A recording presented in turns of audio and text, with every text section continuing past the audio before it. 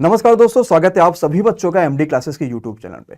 मेरा नाम है सत्यम गुप्ता और आज हमारे साथ बहुत ही स्पेशल गेस्ट आ चुके हैं आप सभी के लिए, जिनका नाम है हिमांशु रस्तोगी जी। हिमांशु जी, सबसे पहले तो आपका बहुत बहुत स्वागत है एमडी क्लासेस के यूट्यूब चैनल पे। तो हिमांशु जी का सिलेक्शन जो है वो चकबंदी लेखपाल पोस्ट जो कि 2015 में आया हुआ था और जिसकी 2016 में ज्वाइनिंग हुई थी उसमें हुआ है। तो संघर्ष के दिन आपको पता है कि हर स्टूडेंट में आते हैं, हर विद्यार्थी के जीवन में संघर्ष के दिन रहते हैं, लेकिन अगर उस संघर्ष को जो पार कर जाए वही असली होता है और वही विजेता है, वही सिलेक्शन बच्चा पाता है। हिमांशु जी 2015 में लेखपाल की तैयारी कर रहे थे, तो आपको पता है कि लेखपाल में जो सब्जेक्ट होता है ग्रामीण परिवेश हो गया या फिर मैथ्स, हमारे पास ये सारी चीजों की तैयारी का उस समय उतने सारे साधन नहीं थे। अभी तो बहुत सारे साधन है कि ऑनलाइन एजुकेशन मिल रहा है, कोई भी क्वेश्चन नहीं आता हम गूगल पे डाल देते हैं, उस क्वेश्चन का सोल्यूशन मिल जाता है, बहुत सारी सुविधाएं हैं। तो हिमांशु जी सबसे पहले तो जानेंगे कि क्या रहा बैकग्राउंड उनका, उन्होंने किस हिसाब से तैयारी करी है और अभी उनका चकबंदी लेखपाल में जो पोस्टिंग है वो कौन से पोस्ट पे हिमांशु जी कायम है, वो सब चीजें तो बात करेंगे।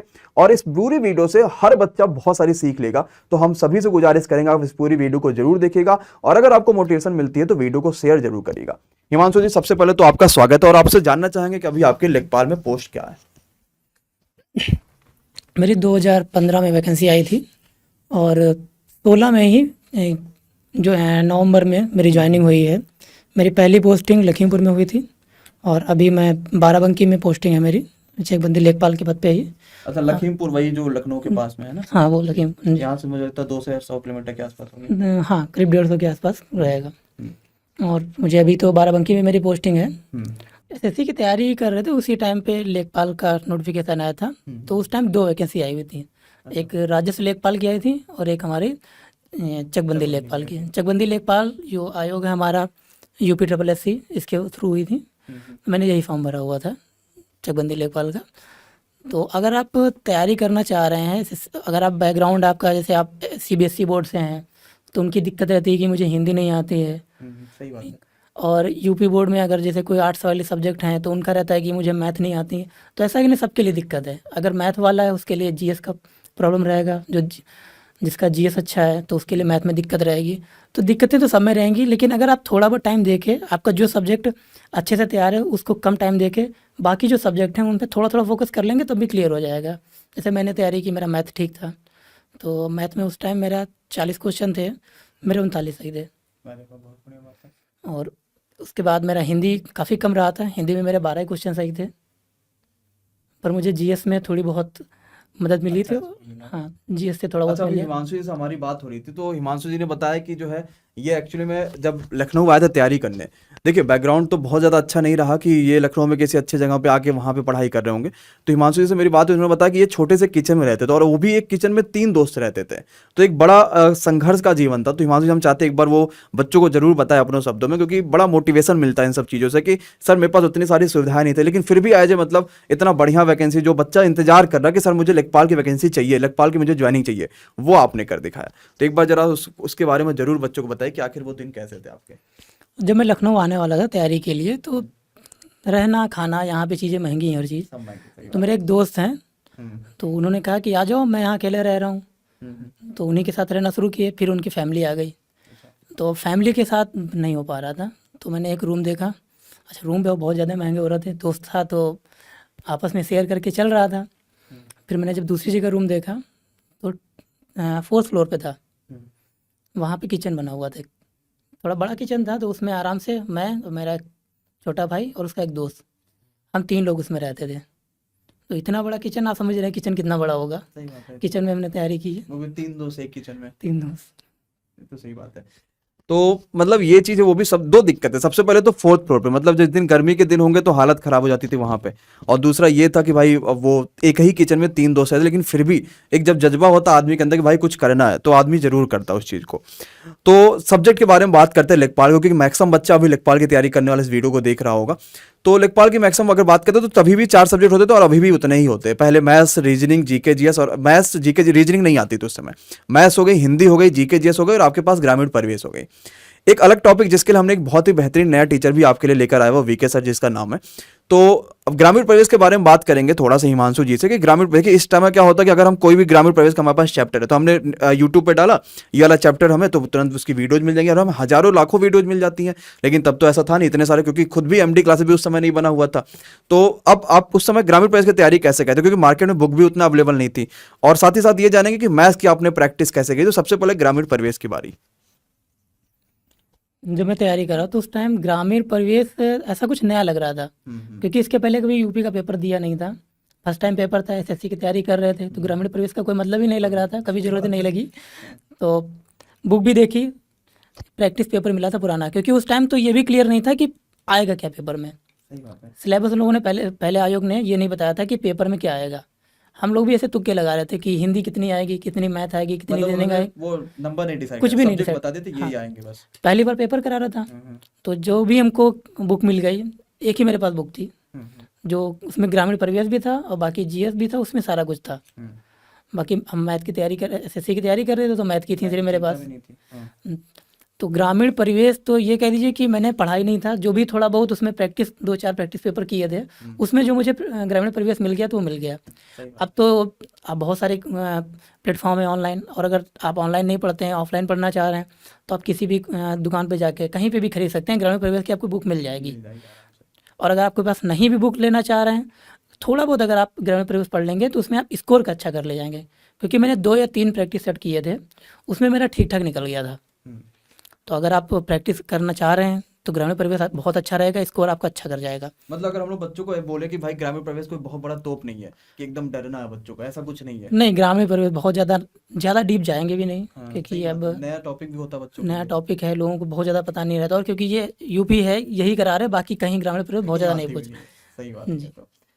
तो अब जो है जैसे आपको देखो ये तो चीज पता चल गई सभी को कि ग्रामीण प्रवेश कोई बहुत बड़ा ऐसा वो नहीं है, बस एक टीचर चूज करिए और पूरा पढ़ डालिए उनसे। सही बात भी है कि हमें कोई भी सब्जेक्ट मतलब यही होता है, चाहे वो कोई सा भी, अगर हम किसी भी टॉपर्स का इंटरव्यू करते हो तो एक ही चीज पता चलती है कि बस एक जगह उन्होंने पूरा पढ़ा, लेकिन कंप्लीट पढ़ा। ऐसा नहीं कि 2 दिन यहाँ की क्लास कर दी, 2 दिन यहाँ क्लास कर दी, 2 दिन यहाँ क्लास कर दी, उससे कुछ नहीं होने वाला। एक जगह पढ़िए, बस पूरा पढ़िए, प्रैक्टिस कर डालिए, अपने आप हो जाएगा। तो जैसे अभी क्या है कि लेखपाल की वैकेंसी 3-4 साल हो गया, अभी तक वैकेंसी नहीं है बच्चों के लिए। तो बच्चों को सबसे पहले तो यही डर है कि ऐसा ना हो अगली वैकेंसी जो है इसमें जो है बहुत हार्ड पेपर आ जाए, बहुत लो पेपर आ जाए। या आपने उस समय कितने घंटे तैयारी करी हुई थी बच्चों, मतलब एक बार बच्चों के लिए कि आपने 4 घंटे 5 घंटे, बहुत सारे ऐसे बच्चे होते हैं जो लगातार पढ़ाई करते रहते हैं लेकिन फिर भी सिलेक्शन उनका नहीं होता। ऐसे कई सारे बच्चे हैं, और कुछ ऐसे बच्चे हैं जो कम से कम पढ़ते हैं फिर भी सिलेक्शन उनका हो जाता है। तो आप कितना देर पढ़ रहे थे लेखपाल बनने के लिए? अगर किसी बच्चों को चाहिए तो वो कितना देर उसको पढ़ना चाहिए, आइडियली कितना पढ़ना चाहिए इसको? देखिए, जैसे अब मैं कितना देर पढ़ने वाला, तो अगर आपकी मैथ कमज़ोर है तो आपको उसके लिए टाइम ज़्यादा देना पड़ेगा, प्रैक्टिस करना पड़ेगा। बहुत प्रैक्टिस करनी पड़ेगी। अगर आपकी मैथ ठीक ठाक, अगर आप कमज़ोर है मैथ, तो फिर आपको हिंदी में स्कोर करना पड़ेगा, हिंदी और ग्रामीण परिवेश। सही बात है ये। देखो मैथ्स तो ये सही बात है, स्कोरिंग सब्जेक्ट भी होता है। अगर बच्चों को मैथ्स आ रहा है तो कितना आराम से स्कोर, जैसे आपने खुद ही 40 में से 39 नंबर मैथ में स्कोर किया, तो बहुत स्कोरिंग सब्जेक्ट है, बस आना चाहिए मैथ्स। और आने के लिए ऐसा भी नहीं कि भाई मैथ्स आ ही नहीं सकता, कभी भी सबको आ सकता है। जब जो बच्चा जो है वो बायो, या फिर जो लड़कियां ज़्यादातर बायो लेती हैं, वो बायो करने के बाद भी एसएससी निकाल सकती हैं, फिर तो ये हमारे पास लेखपाल है, इसमें तो मैथ फिर भी इतनी हार्ड नहीं आनी है। तो अब जो नए बच्चे हैं उन्हें क्या करना चाहिए, उन्हें कैसे पढ़ना चाहिए, कितना उन्हें बनाना चाहिए? टाइम टेबल कई सारे बच्चे बनाते हैं अगले दिन फाड़ने के लिए, तो वो टाइम टेबल उन्हें क्या बनाना चाहिए, या फिर क्या चीज़ें होनी चाहिए? मतलब अगर अभी नए बच्चे, क्योंकि पुराने बच्चों और नए बच्चे में बड़ा डिफरेंस है। पुराने बच्चों में क्या होता था कि उनके अंदर एक दृढ़ निश्चय होता था, वो 6 घंटे बैठ के पढ़ लेते थे। अभी नया बच्चा 6 मिनट भी पढ़ेगा तो भी उसे लगता है हमने कहीं ऐसा ना हो कि आधा घंटा पढ़ लिया, 1 घंटा पढ़ लिया, तो डरते रहते कि हमें 1 घंटा से क्रॉस नहीं होना है। और दूसरी और चीज़ होती है कि कई सारे बच्चों के मन में आइडियली ये बना होता है कि हमें 45 मिनट तक पढ़ना है, फिर 15 मिनट आराम करना है, फिर 45 पढ़ना है, फिर 15 आराम करना है। तो उस 15 में क्या होता है कि 15 मिनट जब वो आराम करते तो गाना सुनते, गाना पसंद आ गया, फिर और 15 मिनट आगे बढ़ा देते हैं उसको। ये तो ऐड में भी होता है। हाँ, तो आप क्लास कर रहे हैं, बीच में ऐड आता है, तो वो गाने सुनो, फिर वो अच्छा लगता है, बस उसी को गाने शुरू सुनना शुरू हो जाते शुरू हो हैं। जाता है। तो अभी नए बच्चों को क्या करना चाहिए, मतलब कितना फोकस होना चाहिए अपने एग्जाम्स को लेके, क्योंकि कंपटीशन भी बढ़ा हुआ, नए बच्चों के लिए क्या संदेश देना चाहते हैं? ये आपने पूछा है टाइम टेबल के बारे में ना, तो ये तो समझ ही नहीं आया मुझे कभी कि क्या टाइम टेबल बनाना है, कितने घंटे क्या पढ़ना है। हाँ, ये होना चाहिए, टॉपिक होने चाहिए कि हमारा अगले हफ्ते के अंदर हमें 4 टॉपिक या 5 टॉपिक ऐसे डिवाइड कर सकते हैं। लेकिन ये जो घंटे होते हैं ना कि 2 घंटे के बाद ये करेंगे, 3 घंटे के बाद ये करना है, ये कभी नहीं होता है, पूरा भी नहीं हो पाता आदमी नहीं हो पाएगा। कि आप 2 घंटे का लगा रहे हैं कोई टाइम, उसी बीच घर से कोई कॉल आ गया, आप कॉल पे चले गए, उस बीच किसी और का कॉल आ गया, उस पर भी चले गए, तो ये तो आप घंटे तो कर ही नहीं और इस सकते। समय तो किससे होगा, कॉल ज्यादा आते हैं लोगों के पास, वो कॉल तो कोई मीटिंग नहीं है उस चीज़ की। तब तो पैसे भी करते थे कॉल के। हाँ, ये सही बात है, अब तो जो अब तो सब कुछ फ्री है। हाँ, तो ये टाइम टेबल का तो रोल इतना रहेगा कि आपको टॉपिक रखने हैं, 1 हफ्ते का, 2 हफ्ते का, या आप महीने का, जैसे आप टॉपिक क्लियर रख सकते हैं। अगर आप 1 दिन का रखते हैं तो फिर टॉपिक रखिए, घंटे मत रखिए। सही बात है ये चीज। और अभी नए बच्चों को क्या करना चाहिए, अगर कोई बच्चा नया तैयारी करे, उसे किस हिसाब से फोकस कितना होना चाहिए उसका, या कितने घंटे पढ़ने चाहिए उसको मिनिमम? नया बच्चा अगर आप साइंस साइड से है, मैथ उसकी अच्छी है, वो बस चुपचाप अपना जाए, हिंदी पढ़ना शुरू करें, ग्रामीण परिवेश पढ़ना शुरू करें। क्योंकि हिंदी और ग्रामीण परिवेश ये ऐसा सब्जेक्ट है कि आप 2 महीने के अंदर कवर कर सकते हैं। कवर कर सकते हैं, और स्कोर भी अच्छा हो सकता है। बहुत अच्छा स्कोर हो जाएगा, क्योंकि नंबर समय बराबर मिलने हैं। हम्म। अब हम लोगों का क्या है, मजबूरी है, मैथ आती है तो मैथ ही पढ़ना पड़ेगा, हम्म। हिंदी नहीं पढ़े कभी तो डर लगता है।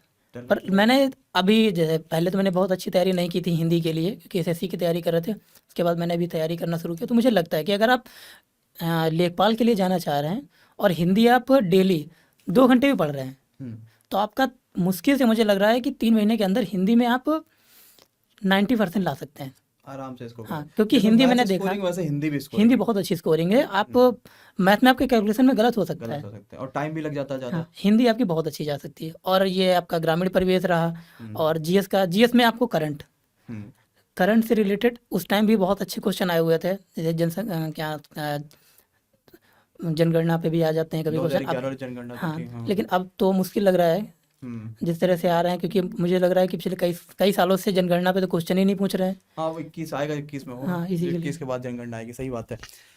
तो यही है कि बच्चा, अगर आप डेली आराम से 4-5-6 घंटा पढ़ रहे हो तो बहुत एनफ है वो पढ़ाई के लिए, और वाकई उतना पढ़ना चाहिए, क्योंकि अभी अगर हम उतना भी पढ़ लेंगे ना तो हम बहुत अच्छा कर सकते हैं, क्योंकि बहुत सारा बच्चा उतना पढ़ता ही नहीं। और टाइम टेबल के बारे में सर ने क्या बताया वो सही भी है। हम भी लोग लगातार क्लास में कहते हैं, कभी समय के हिसाब से टाइम टेबल मत बनाइए कि सुबह 5 बजे उठेंगे, 5 से 6 हम अपना दिनचर्या करेंगे, जो दैनिक क्रियाकलाप है वो करेंगे, फिर 6 बजे से मैथ पढ़ेंगे, 7 बजे से ये, ऐसा कुछ भी नहीं चाहिए हमें। सिंपल एक टाइम टेबल होना चाहिए कि सुबह जब उठना उसका टाइम टेबल एक हो गया, या मुझे आज पूरा दिन में टाइम वर्क, जैसे मैं अगर मैथ का एक छोटा सा टॉपिक ले लो, समय और कार्य, वो खत्म करना है।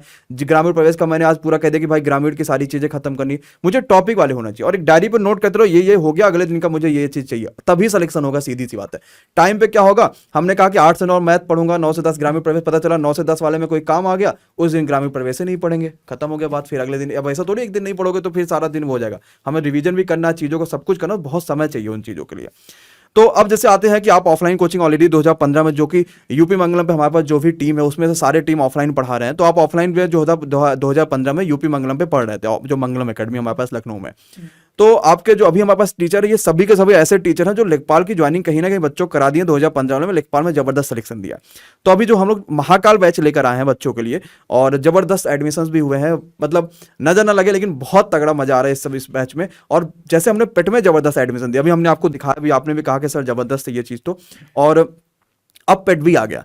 तो जो हमारे पास टीचर्स हैं, इनके बारे में अभी आप क्या कहना चाहेंगे यार? जब आपने पढ़ाई कर रखी थी, जब आपके समय पे कई सारे टीचर्स हमारे वो पढ़ाए थे, जैसे कि दीपक सर हो गए, या फिर सागर सर हो गए, या फिर विशाल सर हो गए, तो कैसा अनुभव था ऑफलाइन का, और अभी डिफरेंस क्या है ऑनलाइन और ऑफलाइन में?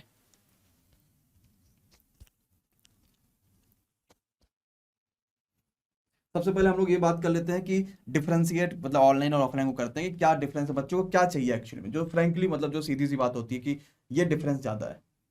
जी, ऑनलाइन ऑफलाइन में डिफरेंस तो ये अब पता चल रहा है। अगर तभी मिल गया होता ये ऑनलाइन का प्लेटफॉर्म तो काफ़ी आसान थे। सही बात। अब हम लोगों के क्वेश्चन, जैसे मैथ की बात कर रहे हैं आपने कि मतलब कैसे तैयारी करना है, तो हम कोई क्वेश्चन कर रहे हैं, मेरा एक क्वेश्चन फंस गया, अब वो हम पूरा दिन लगा रहे हैं, मेरा क्वेश्चन सॉल्व नहीं हो रहा है। ऑनलाइन प्लेटफॉर्म पे ये है कि अगर हमारा कोई टॉपिक छूट गया है, अगर कहीं से मिल जाएगा, आप कहीं भी यूट्यूब पे जाके सर्च कर लीजिए कि हमारा, जैसे आपने बताया टाइम एंड वर्क में आप अगर यूट्यूब पे जाके सर्च करेंगे तो लाखों वीडियो, तो लाखों वीडियो मिल जाएंगे। सही बात है। ठीक, वो आप पढ़ सकते हैं। तो ये ऑनलाइन प्लेटफॉर्म, तो ये अब तो बहुत अच्छी चीज़ हो गई है कि उस टाइम पे नहीं रह पाया। और सबसे अच्छी चीज़ ये है, जो लोग बाहर के रहने वाले हैं, हाँ, जो गांव के हैं, हमारे जैसे ये लोग रहे, जैसे छोटे से शहर विस्वा से आए हुए, वहाँ कोचिंग नहीं थी, अगर प्लेटफॉर्म होता तो हमको भी यहाँ नहीं आना पड़ता, ऑनलाइन ही पढ़ लिए होते। सही बात है। जी। तो ये तो फायदे हैं।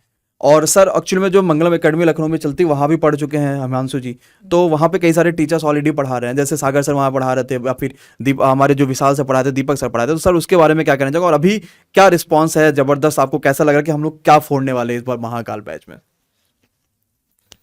यूपी मंगलम ऑफलाइन तो बैच मैंने किया था, उसके बाद अभी जल्दी आपका यूपी मंगलम में ऑनलाइन बैच शुरू हुआ है जी। तो मैंने भी वीडियो देखी है आपकी, जो हिंदी में सर ने आपने बताया भी, दीपक सर पढ़ा रहे हैं मैंने उनसे पढ़ा। कृष्णा सर पढ़ा रहे हैं हमारे पास। हाँ, दीपक सर ने जो पढ़ाया मतलब वो सच में उनके अंदर क्लास है। हम तो उनकी क्लास कभी मुझे जीएस समझ नहीं आई, अभी तक नहीं आई है कि इसी बहुत से लोग मुझे कहते हैं कि अब तुम्हारा लेखपाल में हो गया है तो क्यों ना तुम यूपीएससी ट्राई करो या आरओ पीसेस वगैरह भी दे आदमी, सही हाँ बात है। दे सकते, लेकिन अब समझ ही नहीं आती जीएस कैसे क्या पढ़ लें। अब मुझे इंटरेस्ट मैथ और इंग्लिश में है हाँ। तो वही करेंगे। और उस तरह और ये चीज़ जो है लोग बदलते रहते हैं, पहले कर रहे हैं हम जीएस पढ़ रहे हैं, कभी फिर मैथ पढ़ना शुरू कर देते हैं, कभी वही है ना कि आप ये तो सही बात जो भी वैकेंसी आ रही है सब पढ़ने जा रहे हैं। तो कोई भी टॉपिक जैसे आपने बताया कि एक टीचर पकड़ना चाहिए, उसके सारी चीज़ें उससे सीखनी चाहिए। और क्या, ये सही बात भी है। और आपकी मंगलम एकेडमी मैंने कोचिंग पढ़ी है, वहाँ से मैंने ऑफलाइन बैच भी किया है, बहुत अच्छी और ऑनलाइन में हम लोगों ने मतलब जबरदस्त पेट में रिजल्ट दिया हुआ। वो मैंने और देखा इस बार- आपका रिजल्ट, तो हाँ, मैंने देखा, सर से मेरी और बात इस हुई बार थी तो सर ने बताया था कि इस बार 99% वाले काफ़ी सारे बच्चे बहुत हैं। सारे बच्चे हैं। और पेट जब से हो रहा है, ये पहली बार ये हो रहा है ना कि पेट में बच्चा पेट देगा फिर लेखपाल देगा, तो इसीलिए हमने जो है ये महाकाल बैच भी हमने लॉन्च करा हुआ। और बहुत सारा बच्चा, जितने भी बच्चों को महाकाल ज्वाइन करना होगा, हमने ऑलरेडी 1000 बच्चों के लिए हमने सारा एडमिशन खोल रखा था। और ये मुश्किल से हमें लग रहा है कि शायद 1.5 या 2 दिन हुए होंगे, 1000 एडमिशन सब कंप्लीट हो चुके हैं। लेकिन फिर भी हमने दिवाली की वजह से इसको और भी ज़्यादा खोला हुआ, और आपको दिवाली के दिन बहुत बेहतरीन इस पर ऑफर भी मिलने वाला होगा। वो ऑफर आपको इसमें वीडियो के नीचे दिख जाएगा, और कोड वही रहेगा महाकाल, बस ऑफर आपके लिए बढ़ जाएगा। तो जिनको ज्वाइन करना होगा वो जरूर एमडी क्लासेस ऑफिशियल ऐप को डाउनलोड करेगा और जरूर ज्वाइन करेगा। तो सबसे पहले तो हिमांशु जी का बहुत बहुत शुक्रिया है।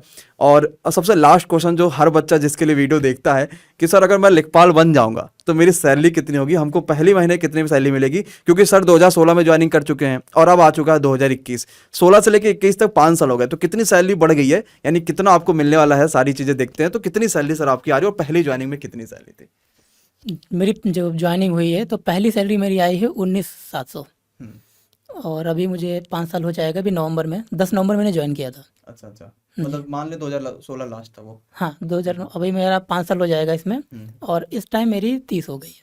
30 के साथ। ये मेरी कट के आती है सैलरी, जो हमारा एनपीएस कटता है। और जो मुझे पहली सैलरी मिली थी वो 19,700 मुझे मेरे अकाउंट में ही आई थी, बिना कटे हुए। सब कुछ करके। जी। सही बात है। तो भाई ये है कि 30 सैलरी वो भी कट पीट के, मतलब आपको एकदम आपके अकाउंट मिल जाएगी, खर्चा वर्चा करो पूरे, और अब अच्छी खासी सैलरी, और ये बढ़ते ही जाएगी। अच्छा, एक चीज बड़ा अच्छा अभी मेरे दिमाग में आया, वो कि अभी कोरोना आ गया था, 2 साल कोरोना चला है, कोविड चला है। इसमें हुआ क्या कि कई सारे बच्चों का जो माइंड सेट, क्योंकि पेपर हुआ नहीं, और मतलब ये सरकारी कई सारे एग्जाम नहीं हुए, बहुत सारी नौकरियां नहीं आई, तो कई सारे बच्चों के मन में ये चीज़ है कि सर सरकारी एग्जाम तो हो नहीं रहे हैं, चलते हम कोई ना कोई भाई बिजनेस कर लेते हैं, या चले हम टीचर ही बन जाते हैं, मतलब कुछ भी, कई सारे ऑप्शंस होते हैं बच्चों के पास। तो वो प्लानिंग चली। तो आप तो 2000 जब कोरोना हमारे पास आया तो आप तो उस समय जो है नौकरी कर रहे थे। तो हमने बच्चों को समझाया भी कि सीधी सी बात यही कि सरकारी नौकरी मतलब सरकारी नौकरी। भाई आपके पास जो कोरोना आया हुआ था, बहुत सारे लोग प्राइवेट नौकरी, मतलब लाखों लाखों सैलरी उनको मिल रही थी, वो नौकरी उनके पास चली गई, क्योंकि कोविड आ गया। जब उस कंपनी को पैसा नहीं आ रहा तो वो कंपनी आपको कैसे पैसा देगी, तो वो खत्म हो गया। बहुत सारे बच्चों का, लोगों का बिजनेस खत्म हो गया, मतलब बिजनेस उनका करोड़ों में बिजनेस चल रहा था, वो खत्म हो चुका। लेकिन सरकारी नौकरी अपने जगह पर रह गया, और हम आराम से घर बैठे हुए भी और आराम से घर से काम करते हुए एक अच्छी खासी सैलरी उठा रहे थे। तो अभी आप वो बच्चों को क्या कहेंगे कि वो सरकारी नौकरी की तरफ ध्यान दे, या फिर वो कहीं ना कुछ ना कुछ बिजनेस कर अपना कर ले, या जैसा ही आपको क्या लगता है क्या करना चाहिए? सरकारी नौकरी तो वो बिल्कुल आपकी फिक्स हो गई, आप उसके आगे अब कुछ नहीं होना। अगर आप, मेरे जानने में बहुत सारे दोस्त ऐसे हैं जो प्राइवेट जॉब कर रहे हैं, और मैं उस टाइम तैयारी कर रहा था। कई लोग बोले मुझे कि यार तुम यहाँ पे बड़े हो, कुछ हो नहीं रहा तुम्हारा, तो क्यों ना कोई कहीं जॉब कर लो, या कहीं होम ट्यूशन सबसे अच्छा है। अगर आप यहाँ प्राइवेट, आपके पास घर से पैसा नहीं मिल रहा है, आपको तैयारी करनी ही है, कुछ सीखना है, तो आप होम ट्यूशन ले सकते हैं, लेकिन प्राइवेट जॉब नहीं करना है। नहीं करना, सही बात है। प्राइवेट जॉब आप तब कर लीजिए जब आपको लग रहा है कि अब हमको यहाँ कुछ नहीं करना है, अब घर ही भाग जाना है, तो प्राइवेट जॉब आपके लिए ठीक रहेगी। अभी कोविड आ गया, मैंने बहुत से लोगों को देखा कि मेरे साथ कई लोग, कई सारे लड़के थे, मुझे बुरा लग रहा उन लोगों के लिए कि प्राइवेट जॉब कर लिए, अच्छे सैलरी उठा रहे थे, थोड़ी दिन और तैयारी कर लिए होते तो उनका निकल गया होता, कोई ना कोई पेपर उनका निकल जाता और वो जॉब कर रहे होते। पर अब हमारा ये है कि मैं, कोविड आ गया, स्थिति बहुत बिगड़ गई, बहुत से लोगों का धंधा चौपट हुआ, लोगों की नौकरी चली गई। लेकिन अगर आप गवर्नमेंट सर्विस में हैं, कोई भी सर्विस हो, लेखपाल है, वीडियो हैं, या आप और अच्छे पद पे, किसी अधिकारी पद पे जा रहे हैं, आप अगर सरकारी सर्विस में हैं तो आप सिक्योर हैं। सही बात है, स्टेबल हो गया माइंड कि अब हम कुछ भी अगला सोचना चाहे तो सोच सकते हैं, हम कुछ भी कर सकते हैं। अच्छा, एक चीज और भी जाननी थी कि आप चकबंदी लेखपाल में आप सर सेलेक्टेड है, तो कितना काम है वहाँ पे, या फिर आपका मेनली काम क्या वहाँ पे? जैसे बच्चा मान लीजिए लेखपाल में सिलेक्शन हो गया, तो वो काम कितना चाहेगा, क्या उसके बाद भी वो पढ़ाई कर सकता है आगे की? जैसे पीसीएस कोई बनना चाहता है, कोई सिविल के पेपर देना चाहता है, कोई एसएससी ही देना चाहता है, जैसे आप वगैरह एसएससी के बारे में सोच रहे होंगे, तो कितना काम है आपका और अभी आपका वर्क क्या है वहाँ पे? नहीं, 2 लेखपाल होते हैं, चकबंदी और राजस्व के। तो मेरा बेसिकली चकबंदी का काम है। तो चकबंदी में ये होता है कि गांव में छोटे छोटे चक होते हैं, लोगों के पास ज़मीनें होती हैं, 5 बीघे ज़मीन है लेकिन 1 बीघे कहीं है, आधे बीघे कहीं है, तो ऐसे अलग अलग ज़मीनें होती हैं। तो अब चकबंदी में ये होता है कि सब एक जगह इकट्ठे कर देते हैं, सबकी अलग अलग 2-2 बीघे 3-3 बीघे इकट्ठे है, सब जगह है, उनको इकट्ठे करके आपका एक बड़ा चेक बना देते हैं। वहाँ पे आपको खेती करने में आसानी रहेगी, उपज अच्छी होती है, सिंचाई के साधन ज़्यादा ज़रूरत नहीं पड़ती है, आपने एक बोरिंग करा ली, आपका पूरा काम चल गया। तो चकबंदी में होता है चक एक पास करने होते हैं। तो फिर क्या वो इसके लिए किसान अभी भी आम मतलब तरीके से मान जाते हैं कि चलो सर मेरा एक ही जगह कर दो? बिल्कुल मानते हैं कि इनका अब है, जैसे किसी का भी काम है, अब 4 जगह उसको बोरिंग करनी पड़ रही है, 4 जगह देखना पड़ रहा है, तो इसमें उनका कोई नुकसान नहीं है कि? नहीं बिल्कुल नहीं, कोई नुकसान नहीं है। तो और चकबंदी ये आपका ये इससे किसानों का ही फ़ायदा है, उनकी ज़मीन एक जगह हो जाती है, उनको आसान हो जाता है उनकी देख रेख के लिए। सही बात है। और जो राजस्व के लेखपाल होते हैं, उनका जब हम जो चकबंदी करने के बाद छोटे छोटे चक एक पास ही कर दिए जाते हैं, फिर हम लोग सारा कागज़ तहसील में जमा कर देते हैं। अच्छा। जी, तो उसमें जो बंदोबस्त होता है और जो मैप होता है नक्शे, तो इस पे फिर बाद में आगे के काम वहाँ से होते हैं तहसील से। अच्छा, हम लोग बस बंदोबस्त बना के उनको दे देते हैं। तो अभी आपके ऑफिस का मतलब समय क्या है, या फिर आपके पास कितना समय बचता है अभी कि आप आगे की तैयारी कर सकते हो? देखिए, टाइम का आप सुबह 9 बजे से आपको शाम को 6 बजे तक आपका काम रहेगा ऑफिस के अंदर। उसके बाद आप अपने घर पे चले जाइए, कुछ भी करिए, तैयारी करना है तैयारी कीजिए, बाकी अगर नहीं करना चाहेंगे तो कुछ भी कर सकते हैं। तो ऑफिस में भी क्या इतना समय बचता है कि हम वहाँ पे सिविल की तैयारी कर रहे हैं तो द हिंदू पढ़ ले या कुछ भी पढ़ ले, ऐसा समय मैगजीन आप तो पढ़ सकते हैं, पढ़ सकता क्योंकि मैं भी अभी तैयारी कर रहा था और अभी भी तैयारी कर रहा हूँ कि मैं जब ऑफिस जाता हूँ तो हरदम कोई काम नहीं रहता है, सही बात है। लेकिन जॉब है तो उसको करना तो सीरियसली है ही है। और क्या? जी, लेकिन चलिए, तो थैंक यू सो मच। सबसे पहले तो हिमांशु जी का बहुत बहुत शुक्रिया है कि ये एमडी क्लासेस प्लेटफॉर्म पर आए और अपने साथ जितनी भी इनकी जानकारियां थी या लेखपाल बनने के लिए किसी बच्चे को क्या क्या चीज़ चाहिए वो चीज़ उन्होंने बताई, और आई थिंक आप सभी को ये वीडियो बहुत अच्छी लगी होगी। तो हिमांशु जी का हम लोग स्वागत करेंगे। तो हिमांशु जी का बहुत बहुत शुक्रिया कि वो एमडी क्लासेस प्लेटफॉर्म पर आए और अपनी सारी जानकारी आपके साथ शेयर किया। तो हिमांशु सर को हमारी तरफ से, एमडी क्लासेस की पूरी परिवार की तरफ से एक छोटी सी भेंट जिसमें डायरी और पेन है, और सर यही कोशिश करेंगे कि बच्चों को लगातार मोटिवेट करते रहे, और हम भी लगातार ऐसे कई सारे आपके पास एक्सपीरियंस का कई सारे ऐसे सिलेक्शन जो बच्चे टॉप कर चुके एग्जाम से, उनके इंटरव्यू आपके लिए लाते रहेंगे ताकि आप भी लगातार मोटिवेट होते रहे। और इस बार जो आपका सपना है यही मनाना है कि ये दिवाली जो होगी वो आपकी आखिरी दिवाली हो बिना नौकरी वाली, आपके पास जो अगली दिवाली आए वो नौकरी वाली आए। और दिवाली की आप सभी को एक बार हार्दिक शुभकामनाएं। Thank you so much. बच्चों को भी सर आप भी दिवाली की हार्दिक शुभकामनाएं कर सकते हैं। लगे रहो, पढ़े रहो, अगली दिवाली जॉब के साथ।